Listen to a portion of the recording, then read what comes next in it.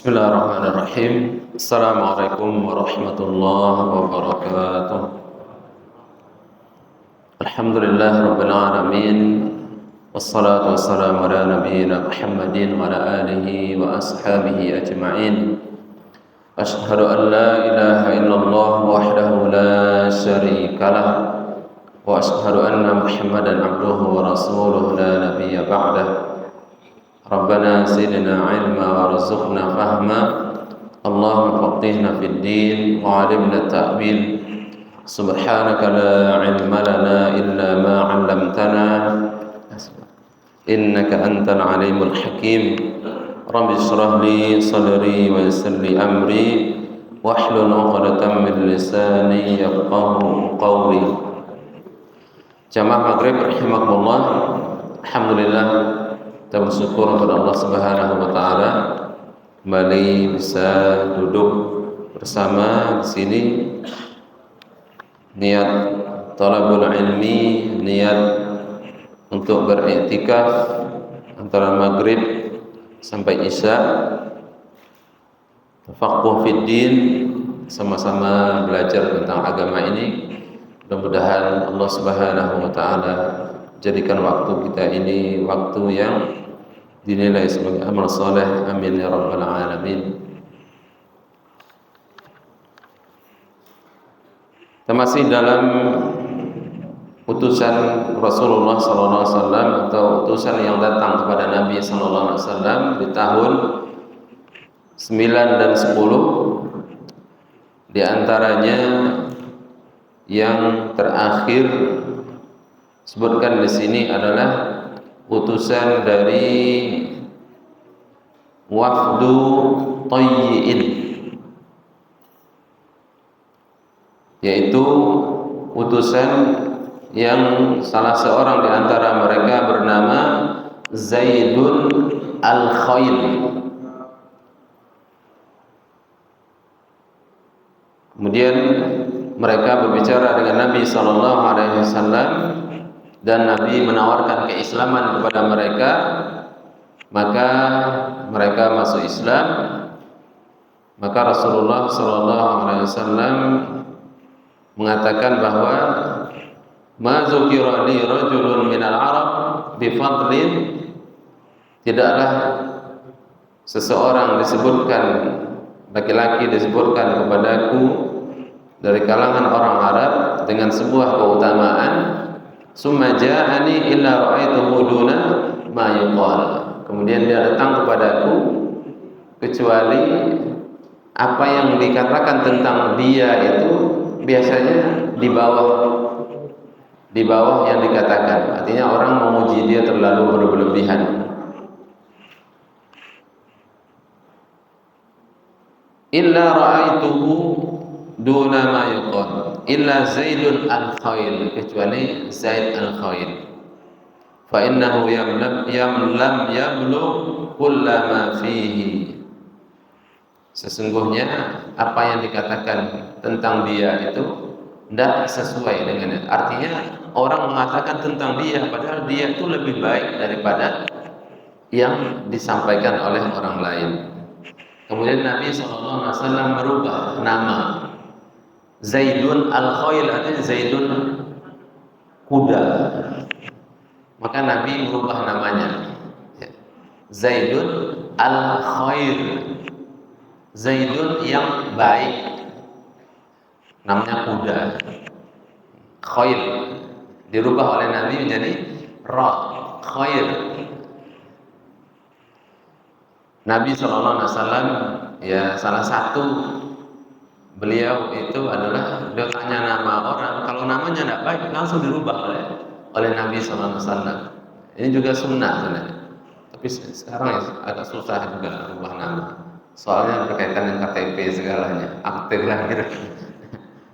Kalau dulu ya sudah, kalau namanya tidak bagus itu langsung dirubah oleh Nabi SAW. Ketika Nabi mendapatkan cucu pertama beliau Hasan, itu tanya sama menantu beliau Ali, siapa namanya? Wahai Ali, siapa nama anakku ini? Nabi tanya tentang cucu beliau. Tapi orang Arab biasa, kita pun biasa. Cucu itu dianggap sebagai anak. Maka Rasulullah bertanya, wahai Ali, siapa nama anak saya ini? Padahal anaknya Ali, cucu beliau. Kata Ali, namanya Harbun.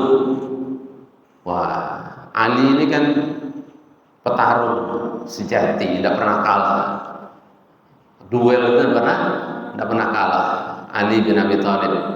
Maka ketika anaknya lahir Hasan, maka diberi nama Harbun, artinya perang. Pengen anak beliau seperti beliau Imam Ali. Maka Nabi mengatakan namanya bukan Harbun, namanya Hasan. Namanya Hasan. Anak kedua lahir lagi. Nabi tanya lagi, siapa namanya Ali? Harbun. Namanya Harbun lagi. Maka kata Nabi bukan Harbun, namanya Husain. Maka Hasan, Husain. Hasan itu yang tua, Husain itu adiknya, jaraknya setahun. Maka cucu Nabi namanya Hasan dan Husain. Jadi nama itu penting. Nama itu penting. Karena itu beri nama yang baik kepada saudara-saudara kita dan anak-anak kita.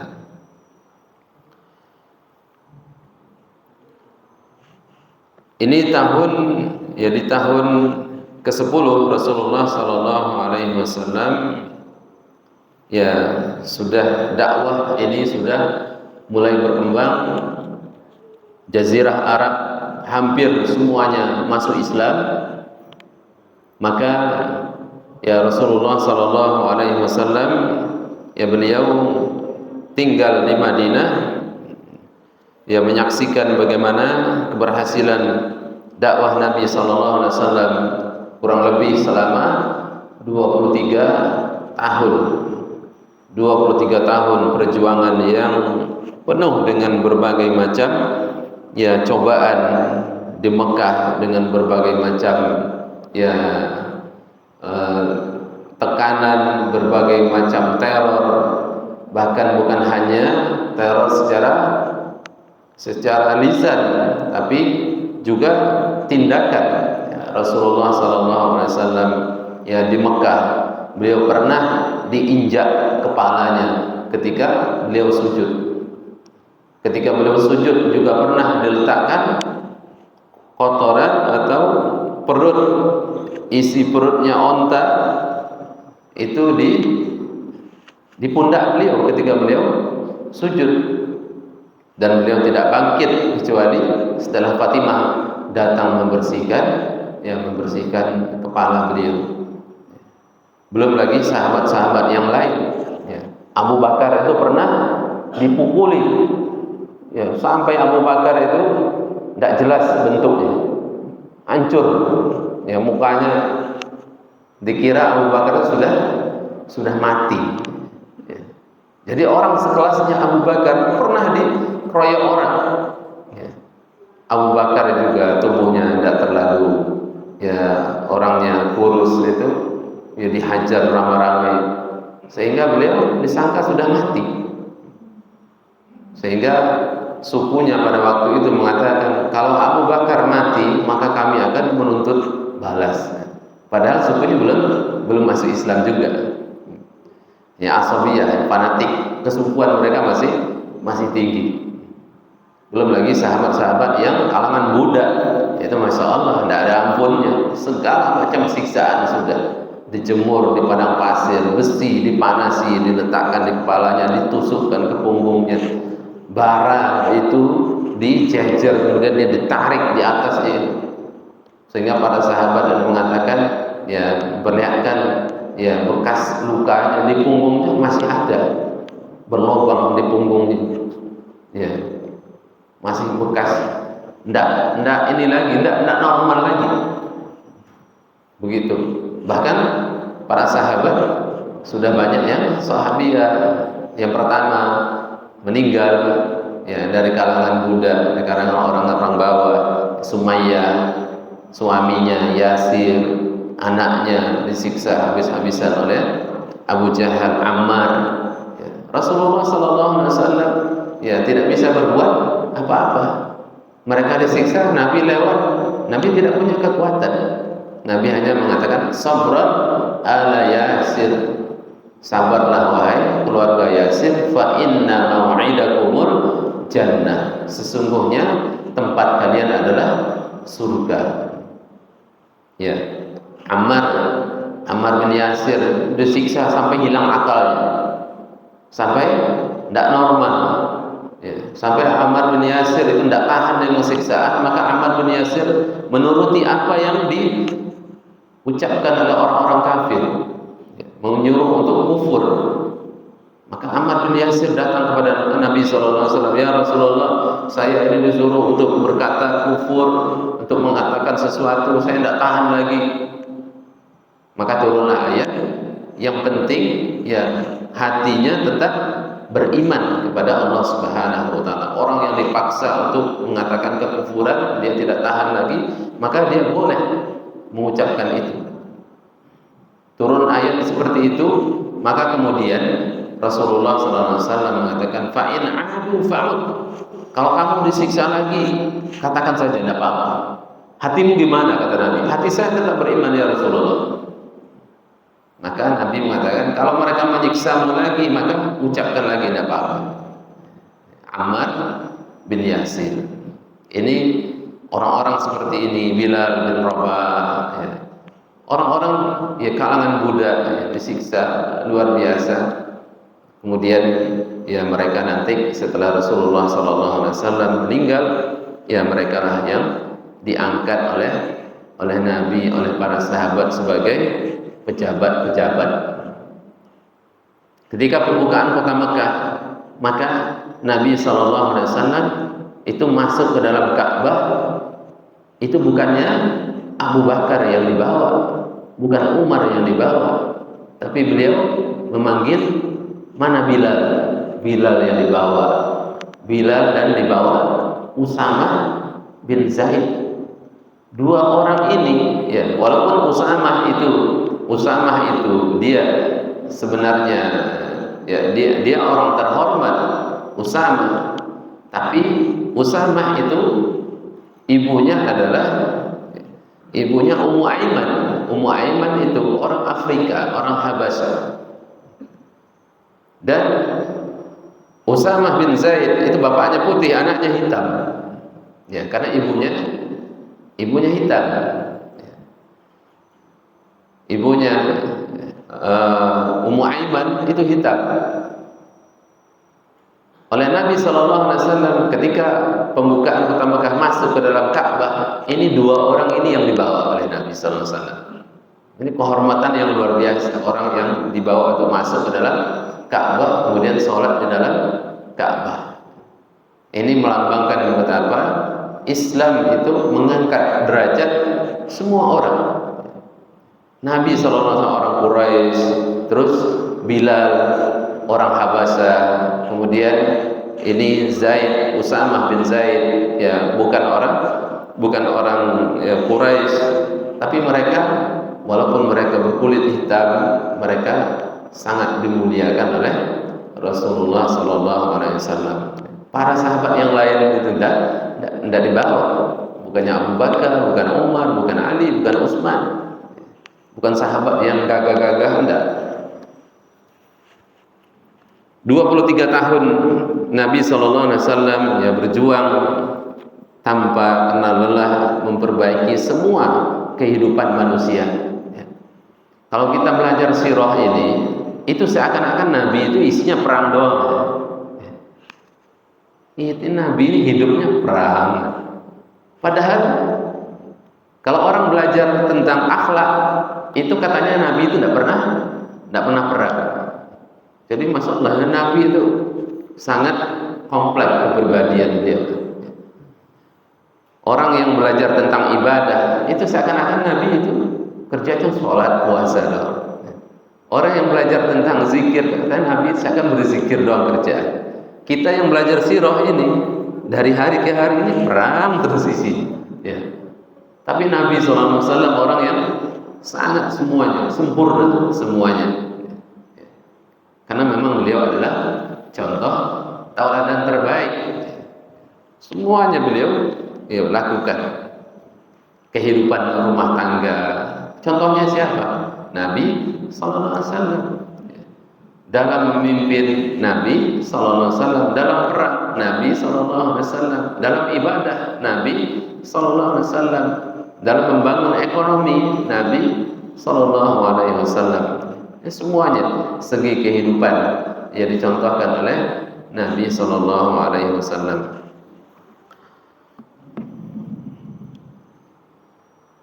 Maka kemudian di tahun ke-10 Hijrah, Nabi sallallahu alaihi wasallam mengumumkan kepada para sahabat untuk melaksanakan haji wada, haji terakhir. Dan Nabi sallallahu alaihi wasallam sendiri beliau hanya haji satu kali. Nabi sallallahu alaihi wasallam hanya haji satu kali. Dan dikatakan bahwa beliau umroh empat kali dan haji satu kali. Adapun tahun ke-9 Hijrah, maka haji itu dipimpin oleh Abu Bakar As-Siddiq radhiyallahu anhu, sedangkan Nabi sallallahu alaihi wasallam beliau memimpin haji yang terakhir, yaitu haji wada'. Wada' itu artinya selamat tinggal. Dan memang beliau sudah mengatakan di tahun ke-10 Hijrah, beliau mengatakan kepada Mu'az bin Jabal, ketika beliau mengutus Mu'az bin Jabal ke Yaman, maka Nabi sallallahu alaihi wasallam mengatakan kepada Mu'az, "Ya Mu'az, innaka masa alla talqani ba'da 'ami hadza." Wahai Mu'az, mungkin kamu tidak akan bertemu lagi dengan saya setelah tahun ini. Wa la'allaka an tamurra bi masjidi wa qabri.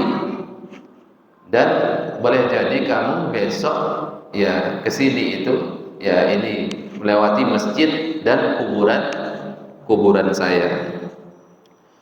Fabaka Mu'az qashan li firaqi Rasulullah sallallahu alaihi wasallam. Kemudian Mu'az menangis, kemudian beliau berangkat ke Yaman. Dan setelah itu Rasulullah di tahun ke-11 Nabi meninggal, dan ini sudah di tahun mendekati bulan Zulqa'dah. Pengutusan Mu'az bin sahabat Mu'az bin Jabal ke Yaman sebagai duta besarnya Islam untuk Yaman.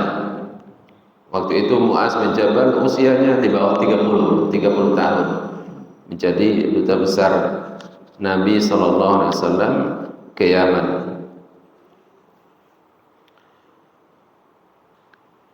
Rasulullah sallallahu alaihi wasallam mengumumkan di bulan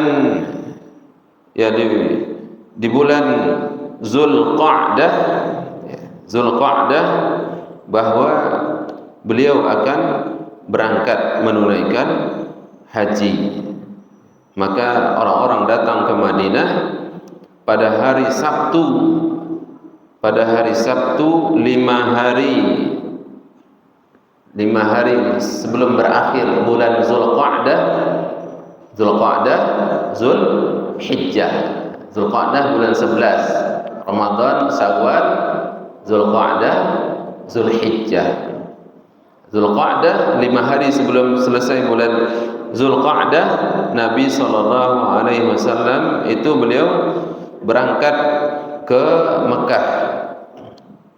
Maka kemudian Rasulullah sallallahu alaihi wasallam keluar dari Madinah sampai di Zulhulaifah. Beliau berangkat setelah zuhur dari Madinah menuju Zulhulaifah. Sebelum asar beliau sampai di sana, kemudian Rasulullah SAW istirahat di situ, sholat asar 2 rakaat. Ya berarti Nabi SAW itu tidak menjamak sholatnya waktu berangkat. Nabi setelah sholat zuhur 4 rakaat, kemudian beliau berangkat Kemudian sampai di Zulhulaifah, beliau menjamak salat. Beliau bukan menjamak, ya, mengqasar salatnya. Ya, berarti ini boleh juga mengqasar salat asalkan kita itu sudah keluar dari daerah kita dulu. Ya, tapi mengqasar salat di rumah enggak boleh. Ya, jadi kalau kita mau misalnya dari Sidoarjo sini, kemudian sampai di Lamongan atau sampai asar misalnya, maka kita boleh sholat asar dua rakaat. Misalnya mau ke Jogja atau mau ke Jakarta, musafir, akan boleh. Berangkatnya setelah zuhur, jadi zuhurnya 4 rakaat biasa, kemudian nanti di jalan itu sholat qasar, sholat asarnya mulai di qasar atau diringkas. Nabi sholat asar, kemudian beliau istirahat di situ sampai besoknya. Kemudian Rasulullah SAW mengatakan, "Atanil lailah atin min Rabbi." Semalam saya didatangi oleh utusan dari Allah Subhanahu wa taala. Maka dia mengatakan, "Shalli fi hadzal wadi." Salatlah di lembah ini, Wadi Al-Mubarak, Zulhulaifah. Tempat miqatnya orang Madinah. Dan katakanlah umratan fi hajjin, umrah dan haji. Nabi langsung umrah dan haji digabung. Jadi beliau namanya qarin. Qarin itu artinya menggabungkan antara haji dan umrah. Itu yang dilakukan oleh Nabi SAW pada waktu haji wada. Maka setelah sholat zuhur, Rasulullah SAW beliau mandi untuk ihram, kemudian beliau memakai wangi-wangian yang dipakaikan oleh Ibunda Aisyah, ya, parfumnya di badan dan kepala beliau sampai kelihatan parfumnya di jenggot dan di kepala beliau.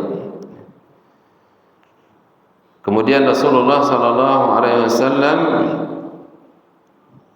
naik, ya, salat zuhur 2 rakaat, ya, karena di situ sudah perjalanan, kan beliau sudah keluar dari Madinah tadi, ya. Salat zuhur 2 rakaat, kemudian beliau, ya, talbiyah, Allahumma labbaika hajjan wa umratan. Ya Allah, saya haji dan umrah. Ahalla bil haji wal umrah. Beliau, ya, talbiyah haji dan umrah, dan beliau menggabungkan antara keduanya. Kemudian Rasulullah SAW, ya, berarti berangkat dan kemudian beliau melanjutkan perjalanan sampai Mekah sekitar 8 hari.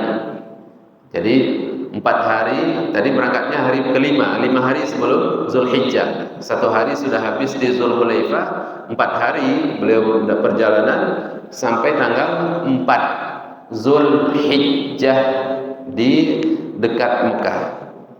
Ya, jadi 8 hari beliau dalam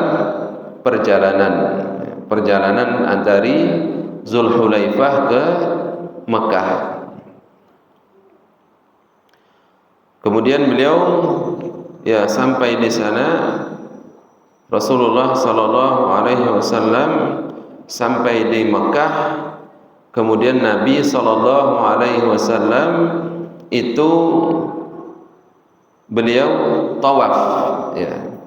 Beliau sampai Mekah, beliau tawaf, kemudian sa'i baina Safa wal Marwah, antara Safa dan Marwah, dan beliau tidak tahallul. Nabi tidak tahallul karena beliau menggabungkan antara haji dan umrah. Jadi Nabi SAW sampai di Mekah, tawaf, sa'i, beliau tidak tahallul karena beliau menggabungkan antara haji dan umrah, dan beliau membawa di waktu itu beliau membawa 100 ekor unta sebagai korbannya. Nah, ini juga Nabi SAW pernah berkorban 1 ekor kambing. Ini untukku, untuk keluargaku, dan untuk umatku. 1 ekor kambing. Tapi Nabi SAW juga pernah korban sendiri 100 ekor onta. Ya, kalau ada orang kaya 100 ekor onta di sini, masya Allah.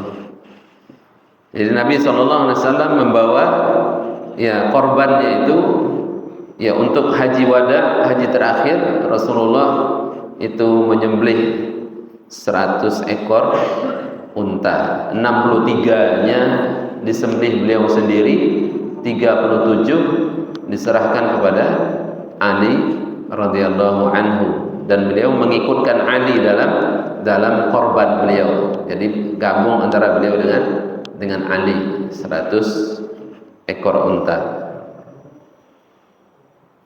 Jadi sampai di Mekah tanggal 4 Zulhijjah, Nabi tawaf, Nabi sa'i, beliau tidak tahallul. Adapun orang-orang atau sahabat yang tidak membawa hewan korban, maka Nabi SAW menyuruh mereka untuk tahallul. Mereka disuruh untuk tahallul. Sahabat tidak mau. Kata Nabi, ya Nabi perintahkan lagi, kemudian baru sahabat mau. Saya juga pengen tahallul, tapi karena saya bawa hewan korban, maka Nabi SAW tidak tahallul, kata beliau. Kalau saya tidak bawa hewan korban, saya tahallul seperti kalian. Barulah kemudian sahabat yang tidak membawa hewan korban, mereka tahallul. Tanggal 4, tanggal 8 Nabi SAW itu Yaumut Tarwiyah. Tanggal 8 Zulhijjah Yaumut Tarwiyah. Yaumut Tarwiyah Nabi SAW menuju Mina.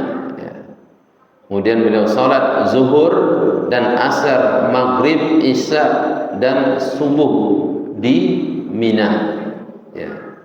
Di hari yang ke-8 sampai hari ke-9 pagi.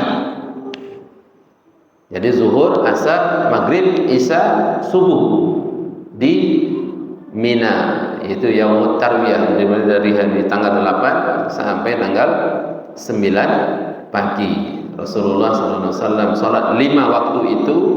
Kemudian beliau menunggu setelah terbit matahari, maka Rasulullah SAW mulai menuju Arafah. Terbit matahari tanggal 9 Zulhijjah di Mina, maka Rasulullah SAW menuju ke Arafah. Rasulullah SAW berangkat ke Arafah. Kemudian ternyata di Arafah sahabat sudah membuat tenda untuk Nabi. Maka Nabi SAW istirahat di situ sampai nanti tergelincirnya matahari, sampai zuhur. Masuk waktu zuhur, maka Rasulullah SAW bergabung dengan para sahabat di lembah atau di Arafah, berkumpul di sana. Di waktu itu masih sedikit, 124.000 orang. Ada yang mengatakan 140.000 atau 144.000. Kalau dibandingkan hari ini sangat sedikit. Sehari ini 3 juta penuh. Tapi di zaman itu sudah ramai sekali, 100.000 lebih. Orang yang berkumpul bersama haji wada bersama Nabi SAW. Kemudian Nabi SAW berpidato. Pidato Nabi SAW, Ayyuhan nas isma'u qawli, wahai manusia dengarlah perkataanku. Nabi juga menegaskan, fa inni la adri, sesungguhnya saya tidak tahu, la'anni la alqakum ba'da 'ami hadza, boleh jadi saya tidak akan bertemu dengan kalian setelah tahun ini, bihadzal mauqif abadan, di tempat ini untuk selama-lamanya. Jadi memang Nabi SAW sudah sering sekali memberikan isyarat bahwa beliau akan meninggal. Nabi mengatakan, inna dima'akum wa amwarakum haramun alaikum, sesungguhnya darah kalian, harta kalian adalah haram, tidak boleh. Ya, harta darah itu dihormati oleh Islam. Tidak boleh harta orang, tidak boleh dicuri, orang tidak boleh dibunuh kecuali dengan alasan yang benar. Harta orang tidak boleh diambil kecuali memang dengan alasan yang benar. Ada zakatnya yang belum ditunaikan misalnya, maka boleh diambil secara paksa. Adapun yang lain maka tidak diperbolehkan. Kahormati yaumikum haza, seperti terhormatnya hari ini, hari Arafah. Hari Arafah, hari yang dimuliakan oleh Allah Subhanahu wa taala. Hari Arafah adalah hari yang paling banyak Allah Subhanahu wa taala mengampuni, memaafkan hamba-hambanya. Karena itu puasa Arafah, puasa Arafah itu nilainya menghapuskan pahala, menghapuskan dosa 1 tahun yang lalu dan 1 tahun yang akan datang. Bagi orang yang tidak haji maka disunahkan untuk puasa Arafah. Cuman hari ini susah juga kita. Puasa Arafahnya kapan? Selisih terus. Yang pentingnya puasa aja lah. Fi syahrikum hadza, seperti terhormatnya bulan ini. Ya, Arafah adalah tanah suci. Ya, bulan ini adalah bulan suci, bulan Zulhijjah termasuk bulan haram. Zulqa'dah, Zulhijjah, Muharram. Ini bulan haram. Bertiga ini berturut-turut, bulan 11, bulan 12, bulan 1. Zulqa'dah, Zulhijjah, Muharram. Satunya terpisah, yaitu Rajab. Ini 4 bulan haram, 4 bulan yang mulia, yang diharamkan oleh Allah Subhanahu wa taala untuk orang untuk berperang. Ya, amalan dilipat gandakan dan dosa juga dilipat gandakan. Orang yang beramal di bulan haram itu pahalanya lebih afdal dibanding bulan yang lain, dosa juga lebih besar dibanding yang lain karena melanggar kesucian bulan haram. Ala kullu syai'in min amril jahiliyah tahta qadami mawdu'un. Tidak ada lagi semua sifat jahiliyah, tidak ada lagi hukum jahiliyah, keyakinan jahiliyah, gaya jahiliyah, semuanya sudah dihapus oleh Islam. Tidak ada lagi budaya-budaya jahiliyah, semuanya harus ditinggalkan. Wadima'ul jahiliyah, termasuk yang sengketa di zaman jahiliyah, semuanya dihapuskan oleh Islam. Rasulullah sallallahu alaihi wasallam mengatakan menghapus juga riba jahiliyah. Riba dihapus oleh Nabi sallallahu alaihi wasallam. Riba jahiliyah, kalau orang telat bayar maka dia harus naik lagi. Seperti persis mirip sekarang ini. Telat bayar naik lagi, telat bayar naik lagi. Itu riba jahiliyah, semuanya dihapuskan oleh Nabi sallallahu alaihi wasallam. Wa awwalu ma riba adha'uhu min riba pertama yang dihapus oleh Nabi, riba paman beliau sendiri, yaitu riba Abbas bin Abdul Muttalib, paman Nabi sallallahu alaihi wasallam. Abbas termasuk paman Nabi yang kaya. Usianya tidak jauh dengan Nabi sallallahu alaihi wasallam, dan Abbas juga yang kemudian itu membela Nabi sallallahu alaihi wasallam, walaupun belum menyatakan masuk Islam secara terang-terangan, tapi Abbas itu masya Allah, beliau mendampingi Nabi sallallahu alaihi wasallam dalam kondisi-kondisi yang membahayakan. Maka Rasulullah sallallahu alaihi wasallam itu sangat percaya dengan paman beliau, karena paman sendiri tahu. Sehingga Abbas itu sengaja oleh Nabi sallallahu alaihi wasallam tidak dibiarkan atau tidak diizinkan untuk hijrah ke Madinah dulu. Ya. Abbas itu sengaja ditahan oleh Nabi atau dibiarkan di Mekah untuk memberikan informasi Mekah kepada Nabi sallallahu alaihi wasallam. Padahal belum masuk Islam. Tapi masya Allah, apapun pergerakan orang kafir di Mekah itu ditulis rinci oleh Abbas, dikirim ke Nabi.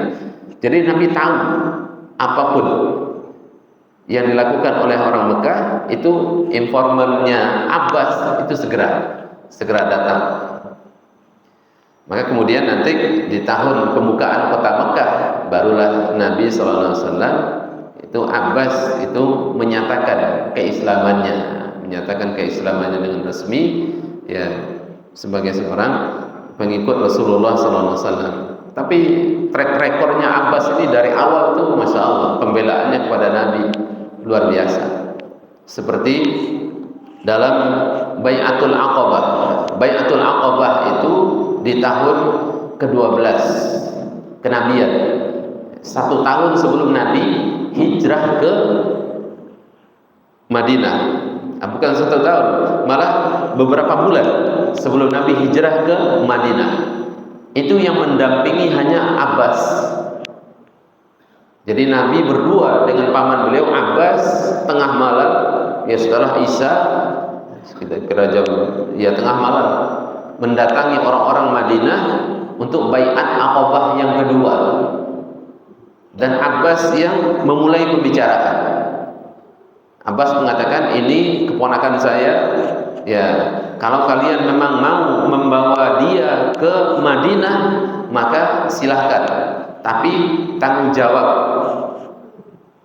Kalau tidak berani bertanggung jawab, saya di Mekah bisa mempertahankan keponakan saya.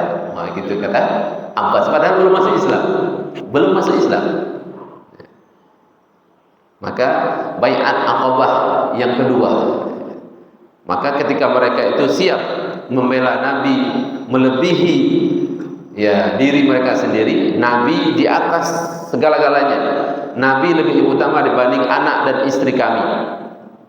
Setelah baru mereka menyatakan seperti itu, maka barulah Abbas silakan Nabi dibawa ke Madinah.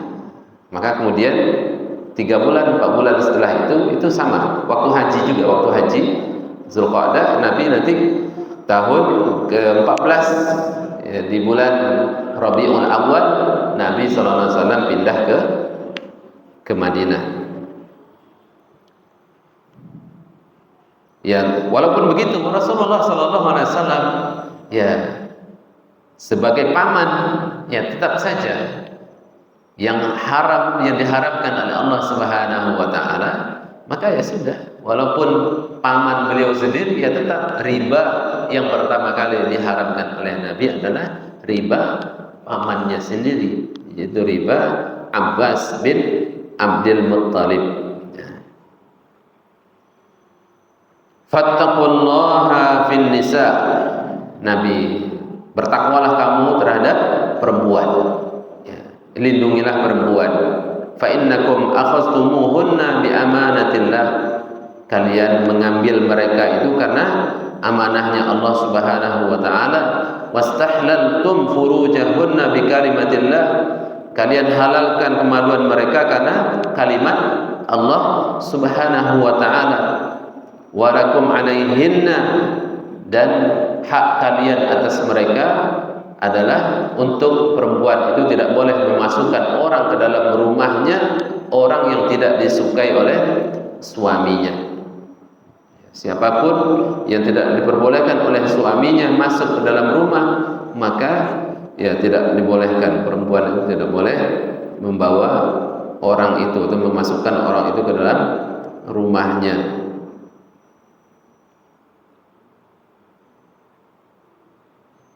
Fa in fa'alna zalika, kalau mereka melanggar, maka pukullah mereka, kata Nabi SAW, darban ghairu mubarrahin. Pukullah istrimu itu kalau dia bersalah dengan pukulan yang tidak boleh mencederai. Bayangkan, jangan dihajar istri, masya Allah. Makanya tafsir pukullah istrimu dengan apa? dengan siwak katanya, siwak kecil. Iya, siwak, kayu siwak buat gigir. Ini istrinya, masya Allah, banyak mukanya, berdarah, ini patah. Kalau pun istri sana tidak boleh dipukul kayak seorang pencuri, penjahat, tidak boleh. Walahunna alaikum rizquhunna, dan hak mereka adalah pakaian dan makanan. Pakaian, makanan, ya, dengan bil ma'ruf, sesuai. Begitulah Islam, ya. Dan ini terakhir, pukulan ini terakhir, nasihat dulu, ya, baru. Dan pukulan itu tidak boleh pukulan yang sampai melukai, memar, hijau, tak boleh, apalagi sampai luka, sampai patah, ya, tak boleh. Kalau tidak suka ya sudah, ceraikan dengan baik-baik, ya, ceraikan dengan baik-baik. Seperti Nabi SAW, wa in kuntunna turidal hayatad dunya wa zinataha fata'alaina ummati'kunna wa usarrihkunna sarahan jamila. Begitu Nabi SAW ketika istrinya minta, kita ini kan istri Nabi, masa hidup susah, ya, istri pembesar hidup susah. Maka Nabi mengatakan, ayo ke sini. Kalau kalian mau dunia, saya berikan. Fata'alaina, ayo ke sini. Ummati'kunna, saya berikan dunia kepada kalian. Wa usarrihkunna sarahan jamila, saya ceraikan kalian dengan cerai yang terbaik. Begitu Islam. Kalau istri mau diceraikan, silahkan ceraikan, tapi ya siapkan hadiah terbaik untuk istri. Begitu, ya. Maka sampai diceraikan pun ada hadiah yang diberikan. Ummati'kunna, ya, diberikan. Begitu adabnya Islam. Ini kalau cerai sama istrinya semua jadi sengketa. Padahal kalau mau menceraikan istrinya sudah, belikan rumah, belikan mobil, ya sudah. Ini hadiah untukmu. Seharusnya begitu. Ya sesuai dengan kemampuan orang masing-masing. Itu yang diajarkan oleh Al-Quran. Dan Rasulullah SAW, ya, istri beliau ketika minta yang berlebihan, maka beliau tawarkan seperti itu. Akan saya berikan, tapi kalian saya cerai. Ya tidak mau dicerai oleh Nabi.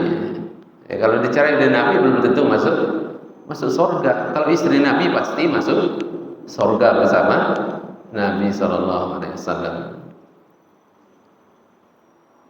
Fattaqullaha fin nisa, bertakwalah kamu terhadap perempuan, istri-istrimu. Wa qad taraktu fikum lan tadillu ma lan tadillu abada. Saya tinggalkan untuk kalian apa yang tidak akan sesat, kalian tersesat untuk selamanya. Ini i'tasamtum bihi, kalau kalian berpegang teguh padanya, yaitu kitab Allah, Al-Quran. Rasulullah meninggalkan Al-Quran. Ayuhan nas, innahu la nabiyya ba'di. Wahai manusia, tidak ada nabi setelah saya. Tidak ada nabi setelah saya. Wala ummah ba'dakum, dan tidak ada umat setelah umat Rasulullah SAW. Ala fa'budu rabbakum, sembahlah Allah Subhanahu wa taala, wa sallu khamsakum, salatlah 5 waktu, wasumu syahrakum, berpuasalah bulan Ramadan, wa addu zakata amwalikum, tunaikan zakat, tibatan biha anfusakum, wa tahujju baita rabbikum, naik haji ke Mekah bagi yang mampu, wa ati'u ulati amrikum, taatilah pemerintah kalian, tadkhulu jannata rabbikum, maka kalian akan masuk ke dalam surga Tuhan kalian. Wa antum tas'aluna anni fama antum qailun, kalian ditanya tentang saya, apa yang kalian katakan? Maka sahabat menjawab, nashhadu annaka qad balaghta, kami bersaksi engkau telah menyampaikan semuanya, dan engkau telah menunaikan amanah, dan engkau telah memberikan nasihat kepada kami. Kemudian Nabi SAW mengatakan, Allahumma syahad, Allahumma syahad. Kemudian Nabi menunjuk sahabat, ya. diangkat. Allahumma syahad, dia Nabi menunjuk para sahabat, ya Allah saksikanlah, ya Allah saksikan, saya sudah sampaikan semuanya, saya sudah tunaikan amanah, tidak ada yang disembunyikan oleh Nabi SAW. Sampai ayat yang memprotes Nabi pun semuanya disampaikan oleh Nabi SAW. Abasa wa tawalla, tidak ada Nabi simpan, padahal cuma Nabi yang tahu ya. Cuma Nabi yang tahu, dia bermuka masam dan dia berpaling. Itu ayat protes terhadap Nabi, tapi Nabi sampaikan. Apakah itu mengurangi kehormatan Nabi? Tidak ya. Beliau menunaikan semua amanah.